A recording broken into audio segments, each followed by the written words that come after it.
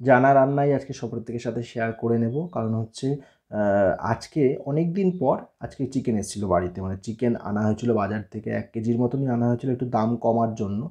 তো যাই হোক, তো আমি কীভাবে রান্না করি সেটাই শেয়ার করব। কারণ হচ্ছে আজকে পুরো মশলাটাই কাঁচা দিয়ে রান্না করব, মানে মশলা কষানোর বিষয়টা রাখছি না এখানে। মাংস খুব ভালো করে ধুয়ে নিয়েছিলাম, লেগ পিসগুলো বড় বড় করে কেটে নিয়েছি, মানে লেগ পিস সহ প্রত্যেকটা মাংসই বড় করে কাটা।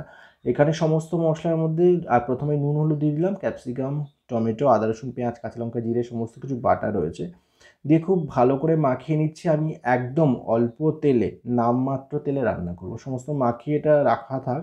এদিকে যেহেতু পাতলা ঝোল মতন করব, আলুগুলো একটু বড় বড় করে কেটে নিয়েছি এখানে। অল্প তেলের মধ্যে প্রথমে নুন আর হলুদ মাখিয়ে রাখা আলুগুলোকে একটু লাল করে ভাজবো, একদম মানে পুরানো পদ্ধতিতে আর কি। প্রথমে আমরা যেমন রান্না করতাম, মানে ছোটোবেলায় যেটা দেখে এসেছি, আমরা যেভাবে শিখে এসেছি তেমন করেই ভিডিওটা, মানে রান্নাটা করে ভিডিওর মাধ্যমে শেয়ার করছি। অনেক রকম রান্না তো করা যায়, কিন্তু আমি খুব একটা সেভাবে করার চেষ্টাও করি না, খুব একটা হালকা, খুব কমই হয়তো, খুব সেভাবে রান্না করি আর কি, মানে মশলাপাতি বেশি দিই। আজকে কম দিয়েই করছি, একদম অল্প তেলে আলুগুলো ভাজলাম, ওর মধ্যেই ফোড়নে শুকনো লঙ্কা, জিরে আর সঙ্গে দিলাম গোটা গরম মশলা। এবার যে মশলাটা দিয়ে মাংসগুলো মেখে রেখেছিলাম, সেই মেখে রাখা মাংসটা আমি এর মধ্যে দিয়ে দিচ্ছি। আর কী দিয়েছি একটু বলি, আমি চিকেন কারি মশলাটা একটু বেশি ব্যবহার করি, তো চিকেন কারি মশলাটা এখানে দিয়েছিলাম, একসাথে মাখিয়ে রেখেছিলাম, সেটা দিয়েই খুব ভালো করে কড়াইতে দিয়ে নেড়ে চেড়ে ফ্লেমটা কম করে ঢাকনা চাপা দেবো, কারণ মাংসের থেকেও কিছুটা তেল ছাড়বে।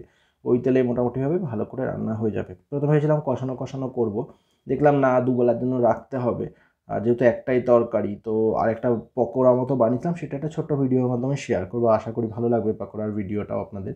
তো কথা বলতে বলতে এটা মোটামুটি কষাতে শুরু করলাম, ঢাকনা চাপা দিয়ে দিচ্ছি। বেশ কিছুক্ষণ পরে এসে দেখলাম যে জল ছাড়তে শুরু করেছে, তার মানে এটাতেই মোটামুটিভাবে সিদ্ধ হয়ে এসছে। এবার যেটা করব যে এটা কষিয়ে নিয়ে যতটুকু জল দরকার ঝোলের জন্য, সেই জলটা আমি এর মধ্যে দিয়ে দেবো। আর তার আগে আমি অবশ্যই ভেজে রাখা আলুগুলো এখানে অ্যাড করব। খুব সাধারণ রান্না, এবার এক একজনের রান্নার পদ্ধতি এক এক রকম হয়, রান্নার স্বাদও এক এক রকমের হয়। তবে যাই বলি না কেন, আমরা ঘরোয়াভাবে যেরকম রান্নাগুলো করি সেটাই আমি আপনাদেরকে শেয়ার করি আমার ছোট্ট ছোটো ভিডিওর মাধ্যমে ফেসবুক পেজ বা ইউটিউব চ্যানেলে। তো জানি না কার কেমন লাগে, হয়তো খুব একটা ভালো লাগে এমন নয়, খুব একটা খারাপ লাগে তাও হয়তো নয়। তো প্লিজ সবাই কমেন্ট সেকশনে জানাবেন আপনাদের কেমন লাগে। আর এটা প্রায় হয়ে এসেছিলো সেদ্ধ, তো এবার আলুগুলো দিলাম, নেড়ে চেড়ে আরেকটু কষিয়ে নিলাম, তারপর জল দিয়ে দিচ্ছি পরিমাণ মতন। যেহেতু ঝোল ঝোল রাখবো, আগেই বললাম দুবেলার রান্না একসাথে হচ্ছে। আর স্বাদ অনুযায়ী একটু চিনি অ্যাড করলাম, তাতে কী হবে, স্বাদটা ভীষণ ভালো হবে, মানে ব্যালেন্সটা ঠিকঠাক মতন হবে আর কি।